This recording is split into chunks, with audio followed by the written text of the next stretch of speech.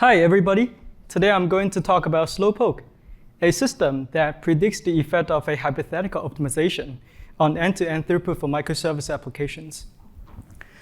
Microservice architecture decomposes monolithic applications into independent and reusable services developed and deployed by different teams. Companies such as Amazon, Netflix, and Meta heavily use these services in production. Imagine you're managing a shopping application and you need to decide where to allocate limited optimization resources to maximize the end-to-end throughput improvements. Different teams may have different proposals to optimize their own services. For example, developers can make the call lookup twice faster by implementing a better in-memory key value store, speed up the recommendation queries by 3 times by caching per user information, or one of many others. To make the correct decision, you, as a manager, need to evaluate these options by predicting the performance benefits. For example, you may ask, what throughput the microservice application can sustain if I optimize the call service from 10,000 requests per second to 20,000 requests per second? However, answering this question using existing approaches is challenging. Distributed tracing captures complex inter-service dependency, for example, the exact call graph for the checkout request, and the total time spent in each service. However, using this information to predict the performance benefit is not enough, because tracing alone only captures current execution rather than how the application will behave after optimization. To help determine whether a proposed optimization provides meaningful end-to-end throughput benefits, we introduce Slowpoke, a system that accurately quantifies the effect of a hypothetical optimization on end-to-end throughput. To apply Slowpoke, users need to provide 3 inputs. First, a target service. Second, a hypothetical optimization applied to the target service. Slowpoke is agnostic to actual implementation details, so the optimization here can be expressed as the reduction in processing time or improvement in service capacity. For example, reducing the average processing time of the target service by 50%. Third, a predefined workload. Given microservices that use communication libraries provided by Slowpoke, Slowpoke predicts the end-to-end throughput as if the optimization was implemented. Going back to the example, Slowpoke can tell that making the call service twice faster can improve the end-to-end throughput from 3,900 requests per second to 6,800 requests per second. Based on this information, managers can prioritize efforts and resources on promising optimization proposals. Users can also apply Slowpoke to learn the end-to-end throughput curve followed by the target service optimization, which tells when optimizing the target service cannot provide further benefits. At a very high level, Slowpoke conducts 2 executions. First, it prevents the workload to collect per service information. And second, it slows down a subset of the services to simulate the effect of optimization. The throughput observed in this slowdown execution will be used by a performance model to predict the end-to-end throughput after optimization. This idea was pioneered by COS, a causal profiler targeting multi-threaded programs running on a single machine.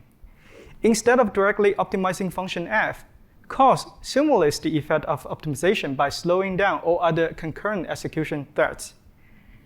However, directly applying the idea of causal profiling to microservices is challenging. Let's consider the call graph for the checkout request and assume that the call service is the target service. Ideally, COS will slow down threads in concurrent services that are processing the same request at the same time as the target service. However, this introduced 2 problems. First, identifying which threads to slow down incurs high runtime overhead in distributed environments because it requires tracking complex inter-service dependency and understanding service internals such as multithreading. Second, ensuring that all threads are slowed down at the right time requires careful synchronization, which does not scale well in large microservice graphs.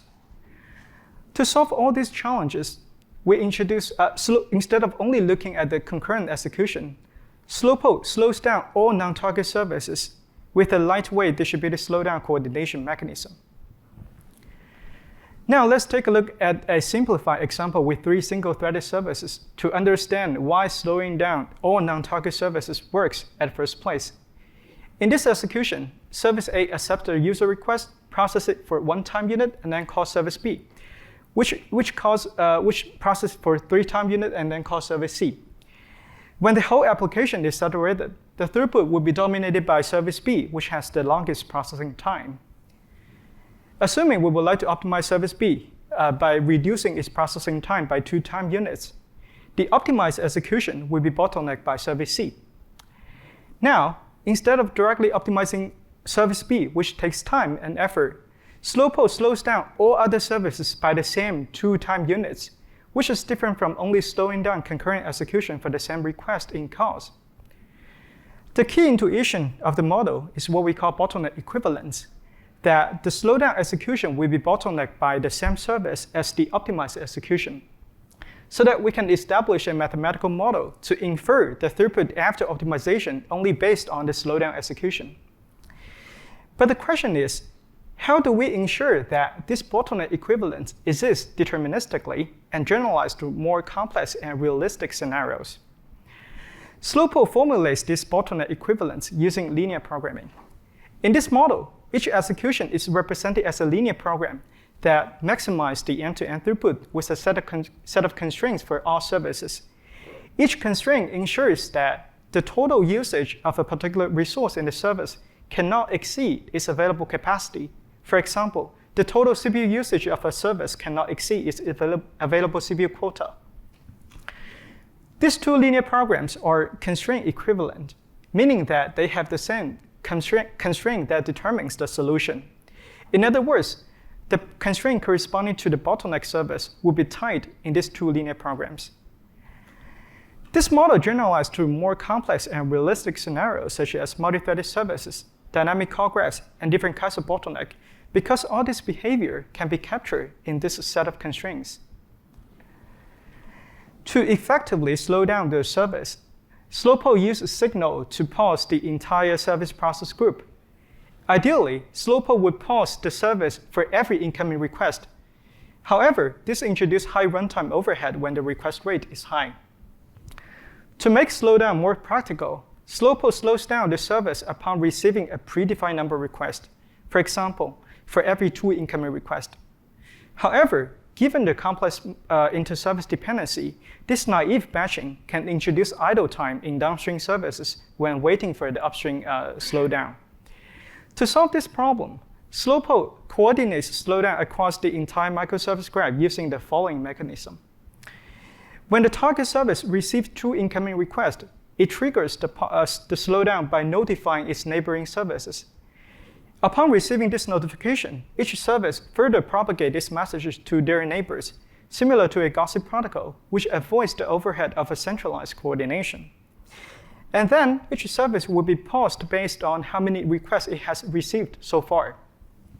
In this example, service C would not be paused in the first batch because it hasn't received any requests yet.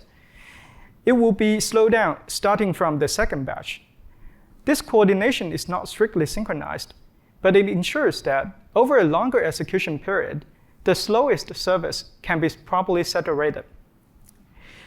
Now let's focus on let's take a look at how Slowpoke achieves all these functionalities by only focusing on the data plane components in this talk.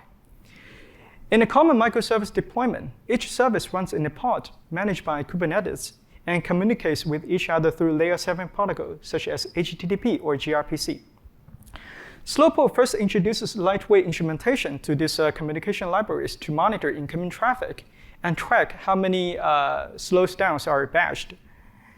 Slowpoke also introduces a control process called Poker running alongside each service within the same pod. Poker has 3 key functionalities. First, it collects the traffic information from the instrumental library using standard Unix pipes. And it coordinates slowdown with its neighboring pokers using dedicated TCP channels. And finally, pause the service by sending signals to entire service process group. With a coordinator running on the control plane, Slowpoke automatically predicts the effect of a hypothetical optimization on end-to-end throughput.